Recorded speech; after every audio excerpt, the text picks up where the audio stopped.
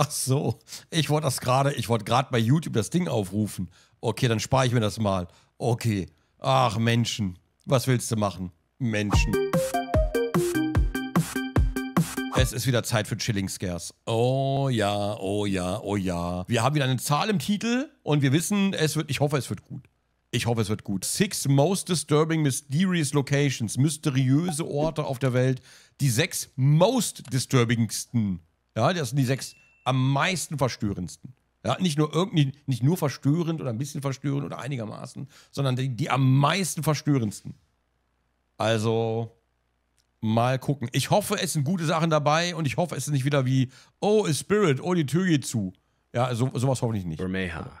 Oh, geht gleich los. If you were to look at pretty much any map of the Gulf of Mexico drawn by Spanish explorers in the 16th and 17th centuries, you would find a small island lying off the north coast of the Yucatan Peninsula called Bermeja.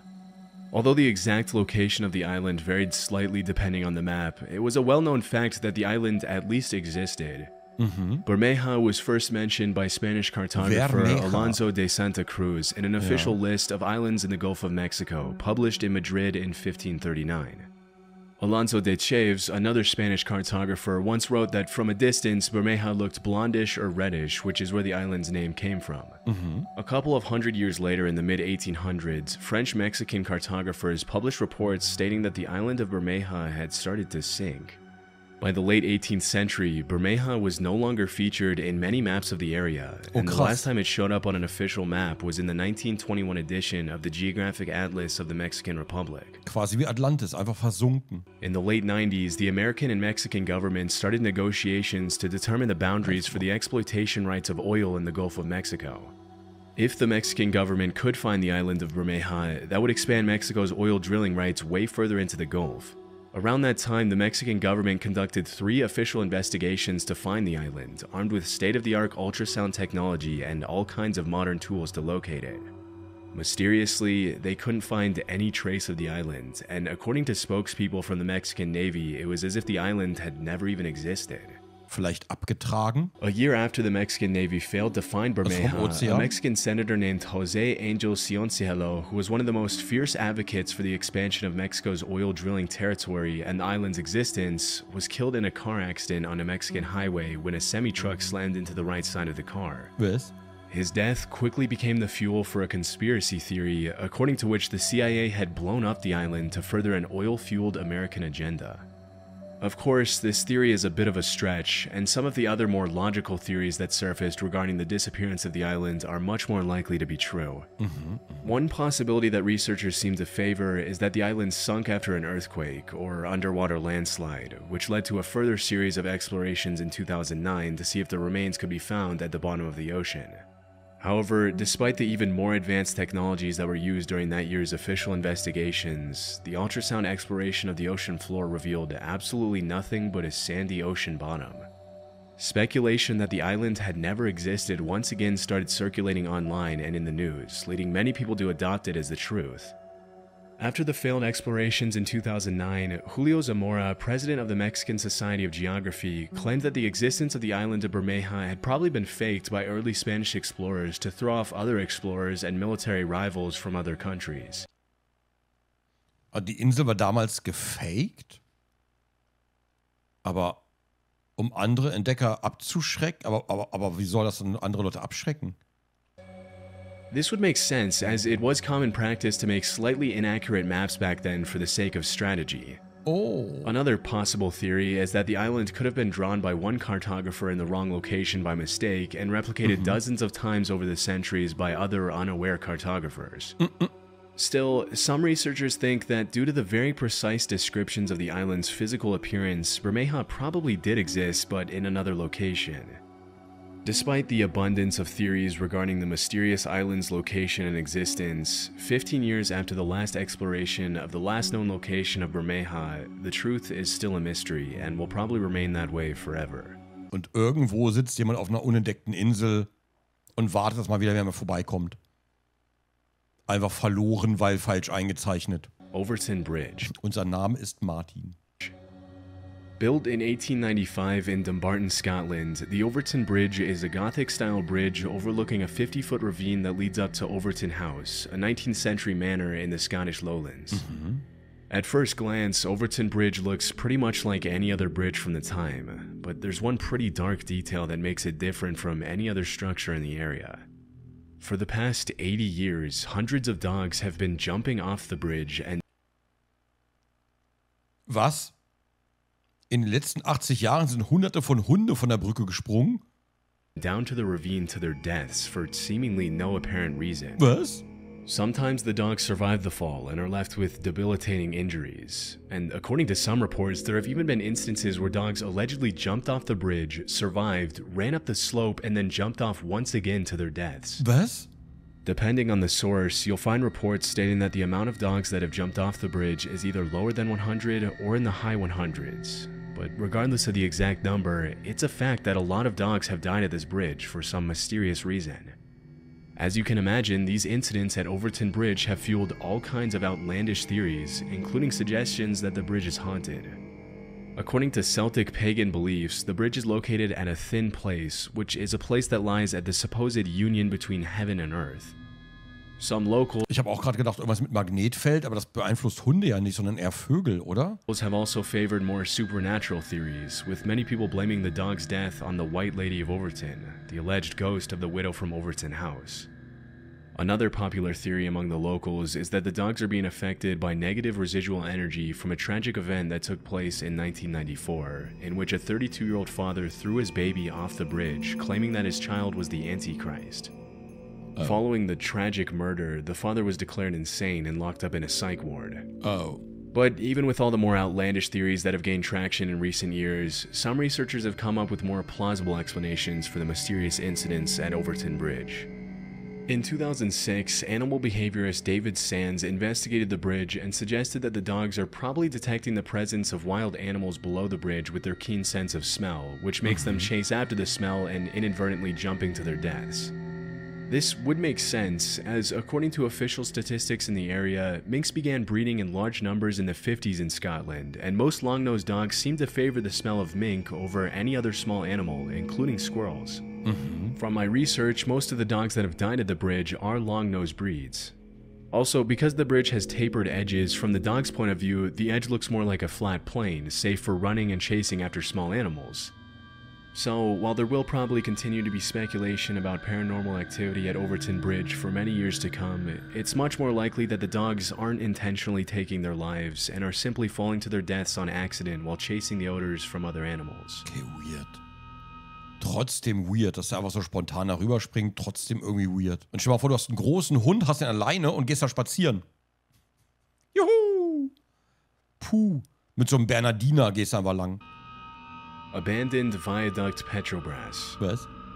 In the 1950s, the Brazilian government began a project to build BR-101, Brazil's longest highway spanning almost 3,000 miles.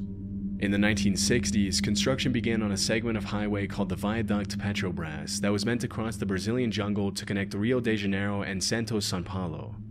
16 years after construction started, the segment of highway that crossed the jungle was due to be connected to an already existing part of the highway to finish the project. Sieht irgendwie schon cool aus, oder? So zugewachsen, wie es ist und so, das sieht irgendwie schon nice aus. Ich mag diese Lost Place-Dinger immer so ein bisschen.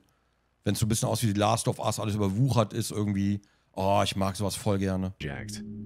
However, due to Brazil's economic crisis, plans changed at the very last minute, and instead of connecting the viaduct to the existing road, the highway was linked to a different coastal route. As a result, the Viaduct Petrobras was left abandoned in the middle of the jungle, and to this day, the Brazilian government has done nothing to remove it or reuse its parts. Standing over 100... Das sieht aus. The Viaduct Petrobras was left abandoned. Weißt du, wie das aussieht? Das sieht aus, als hätte man sich beim Bethesda-Game irgendwo nach oben geschmuggelt. Und da sind auch so Reste in der Landschaft von irgendwas. Irgendwo hinten, wo man so hinterguckt. Sieht aus wie ein Bethesda-Game irgendwo. So out of bounds. In the middle of the jungle. And to this day, the Brazilian government has done nothing to remove it or reuse its parts. Standing over 130 feet tall and almost 1,000 feet long, the structure features fully built tunnels, retaining walls, and a gigantic concrete foundation, which has slowly been swallowed by the jungle as the years have gone by. To an outsider, the Viaduct Petrobras looks like it was taken out of the city and dropped in the middle of nowhere in the South American jungle for no reason, giving off an admittedly eerie atmosphere. Even though the Viaduct Petrobras seems pretty wasteful, the out-of-place structure is now a pretty popular tourist destination for curious travelers and locals wanting to catch a glimpse of the abandoned concrete giant. Eigentlich voll geil. Kola Super Deep Borehole. In the 1960s, the Soviet Union and the US were locked in a battle to develop superior space exploration Oh, Cola. Gibt's da nicht das Game auch von? Ich überlege gerade. technologies, Cola. often referred to as the space race. But what many people don't know is that the two countries were also competing to drill as close as possible to the center of the Earth. As is often the case, the motivation behind the drilling was mostly to find oil and valuable minerals. But from what I've Kolat war das, Entschuldigung. found, Kolat. developing machines that can get close to the center of the Earth would also help understand the causes of earthquakes and volcanic eruptions at a much deeper level.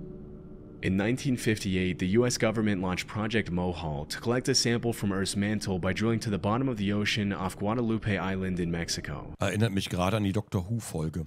Muss ich gerade dran denken, wo die nach unten das Volk erwecken, sage ich mal. Ich will nicht spoilern. Over the next 8 years, they drilled over 600 feet into the seabed, but in 1966, the House of Representatives had to discontinue the project because it was getting too expensive. 4 years later, in 1970, it was the Soviet Union's turn, and they drilled their hole close to the Barents Sea just outside the Norwegian border in a city known as Murmansk, Russia. At the time, the Soviets' goal was to drill as far down as possible, which researchers hoped would be a little over 9 miles. Unlike the US, the Soviets were a little more successful with their attempt and managed to drill way deeper into the Earth's crust, which resulted in the creation of the Kola Super Deep Borehole, also known as the world's deepest man-made hole. With a total depth of over 40,000 feet, or around 7.5 miles, the Kola Super Deep Borehole is deeper than the Mariana Trench, and its depth surpasses the height of Mount Everest. Oh, was. As the project progressed, the scientists realized the temperature was much higher than expected at every point below 10,000 feet, and at around 7.5 miles below the surface, the drill reported a temperature of almost 360 Fahrenheit. This was way higher than the 212 degrees Fahrenheit the scientists had predicted at that depth. So even though the Soviets had broken a record with the Kola borehole, they too had to discontinue the project in 1992 due to increasing rock densities and crazy high temperatures. And in 2005, the drill was shut down and the hole was sealed for good.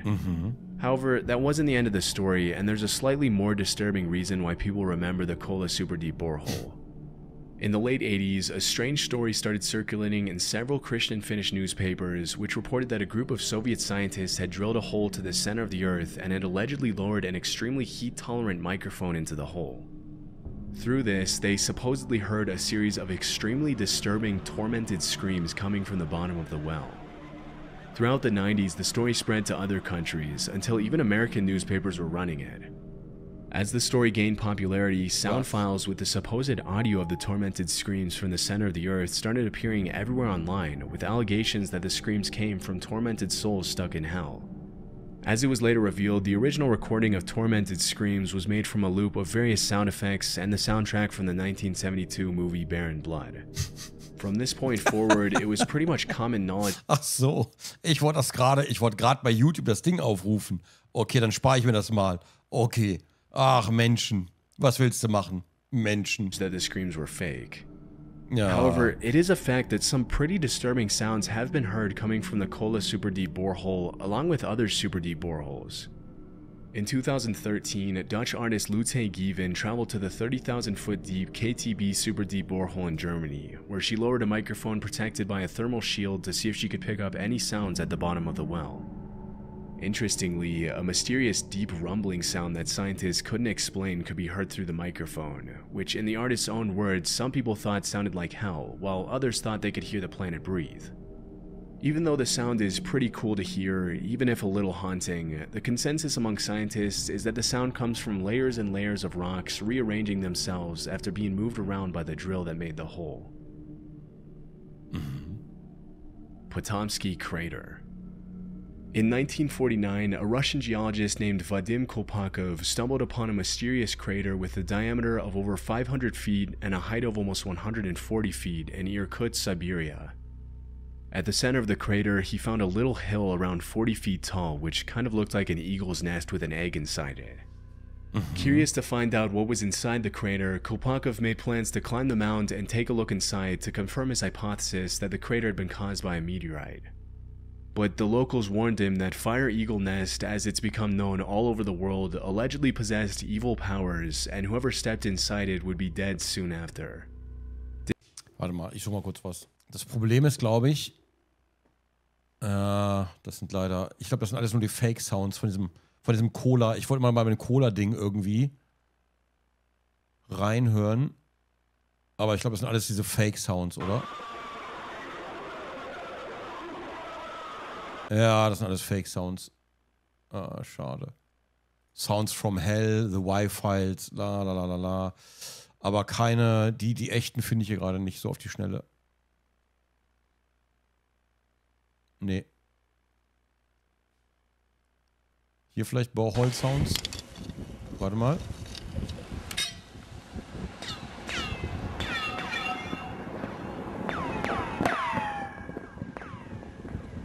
Da ist ein Stein runtergefallen, glaube ich. Super Deep Hole in Deutschland. Warte, dann lass uns mal ganz kurz hier. Super Deep Hole Deutschland. Lass mal kurz gucken. Deepest Hole on Earth. Das Problem ist, ich finde da keine Geräusche, sondern nur Dokus drüber. Hier so Deep Hole in the Ground. Das ist was anderes. Okay. Nee, leider nicht. Eine Doku finde ich, aber nicht das eigentliche Ding. Lass mal weiter gucken. Warte.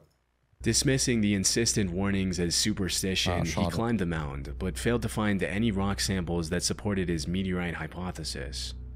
Over time, more and more expeditions were carried out to the crater, including one in 2005 in which the leader of the investigation died of a heart attack shortly after visiting the crater. Based on the findings of recent explorations, scientists have ruled out volcanic eruptions, nuclear explosions, and impact from a meteorite as possible causes for the crater. In the absence of a solid answer, some have started coming up with all kinds of theories to explain its origin, including the possibility that a UFO landing made the crater. Others have linked the crater to the Tunguska meteorite, the remains of which have never been discovered. One of the things that makes it so difficult to determine the origin of Fire Eagle Nest, or Kolpakov Cone as it's now popularly known, is that the crater frequently changes shape, which suggests that whatever caused it is still affecting it to this day. The only thing scientists know for sure is that the crater is around 250 years old, which they gathered from the rings on the trees growing on the mound. Strangely, it's been scientifically proven that the trees closer to the crater grow much faster than normal, which is similar to what happened in the forests around Chernobyl after the nuclear disaster. The lack of solid explanations, coupled with the weird tree phenomenon, has been fuel to the fire of outlandish conspiracy theories about underground nuclear plants and nuclear-powered UFOs buried beneath the crater. To this day, scientists still... Die sind immer so kreativ, ne? Also Verschwörungstheorien sind immer so kreativ. So unfassbar kreativ. Aber irgendwie immer an der falschen Stelle. To appear, and no asteroid fragments or metal parts have been found in the crater to support some of the theories people have come up with over the years. Ein riesiges Katzenklo. As of today, the most logical explanation is that the mound could have been caused by the underground release of hydrogen fluids and heat from a nearby gas volcano. This could have caused changes in the size of tree rings, which would explain why scientists thought they were growing at an abnormal rate. Still, despite the more convincing explanations that have surfaced over the years, the origin of Kolpakov Cone will probably remain a mystery for many. Sieht auch aus wie ein Vulkan, der nie ausgebrochen ist, oder? Also theoretisch hier wie so ein Vulkankrater, aber hier ist dann irgendwie blub, ein bisschen was hochgekommen und das war's. Hängt hier einfach nur so rum. Years to come. Weiß ich nicht. Villa Epicon. In the 1920s, a small tourist village about 400 miles from Buenos Aires, Argentina, called Villa Epicon, was built along the shore of Lago Epicon, a salt lake touted for the health benefits and therapeutic effects of its mineral waters, which were said to be beneficial for rheumatic conditions. Quickly turning into a weekend getaway for Argentina's upper class, the town soon had a functional railroad station and a population of about 1,500 with a capacity to accommodate around 5,000 additional visitors at its peak in the 70s. Due to its popularity as a weekend getaway for Argentine city dwellers, a lot of money was poured into Villa Epicon to expand its accommodations and make it as comfortable as possible for visitors. However, it seemed not a lot of resources or attention was dedicated to the containment dam that separated the lake from the town. Unfortunately, on November 10th, 1985, the containment dam broke during a storm and a series of unusual strong winds. For 2 weeks, the water rose at a rate of half an inch per hour, until eventually the containment dam was completely destroyed by the water, after which all the locals had to abandon their homes and businesses and leave behind Villa Epicon. Over the following days, the flood drowned the town over 30 feet underwater, and it wasn't until 25 years later in 2009 that the waters began to recede and now show the eerie remains of the town, which now looks like something out of a dystopian movie. From above, you can see the original layout of the streets of Villa Epicon, along with its many businesses and the houses 1,500 people called home. With its overgrown trees, rusty post-apocalyptic appearance, and ghost town vibes, sieht aus wie New York in 1000 Jahren. Villa Epicon now draws in tourists and photographers from all over the world who want to get a glimpse of the ruins of the once bustling getaway town. Due to the high levels of salt in the water that once flooded the town, most of the buildings in Villa Epicon are covered with a thin white residue, giving the town an even more creepy appearance. One of the more interesting facts about Sieht aus wie Hannover heute. Villa Epicon is that even after it was completely destroyed by the water and flooded for more than 25 years, as soon as the water receded in 2009, one of the locals, then 81-year-old Pablo Novak, decided to come back home and live out the rest of his days in Villa Epicon.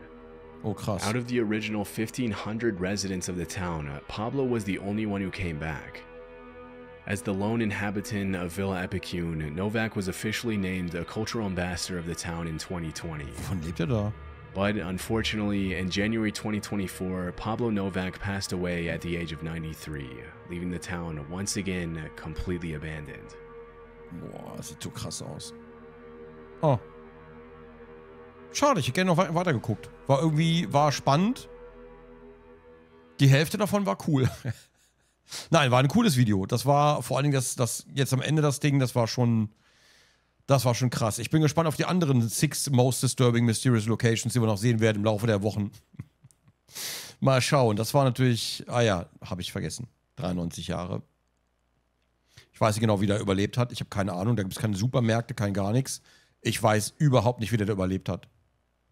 Ist mir ein Rätsel. Ja, das waren die diesmal 6 most disturbing mysterious locations. Ja, die Minuten gingen wirklich schnell rum jetzt.